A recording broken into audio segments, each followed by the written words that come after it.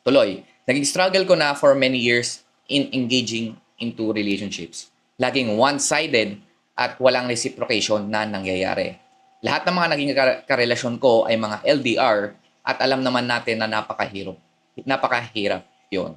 So, kapag ganito, wag talaga kayong papasok sa relationship na nararamdaman yung one-sided lang.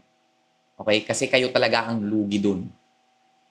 Ay dapat both parties are making effort para mag-work ang isang relationship. Parang sayaw yan. Okay?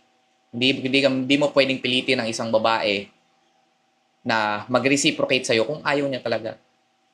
Never mo mapipilit ang isang babae. And also, yung LDR. For me, hindi ko talaga gusto ang LDR. Lalong-lalo na kung gagawa kayo ng relationship na LDR ang foundation, no. Pwedeng gumana ang LDR kung nakagawa na kayo ng foundation ng relationship nyo ng magkasama in person, tsaka tapos bigla na lang mapupunta sa ibang bansa yung partner mo in which dito pa sa Pinas is or basta yung magkalapit kayo is nakabuo na kayo ng foundation like 2 to 3, 4 years, ganyan. Tapos LDR yung lumayo yung isa, yun, pwede pang mag-work yun. Pero kung gagawa kayo ng relationship na malayo, as in from scratch, I'd rather not do it kasi 80-90%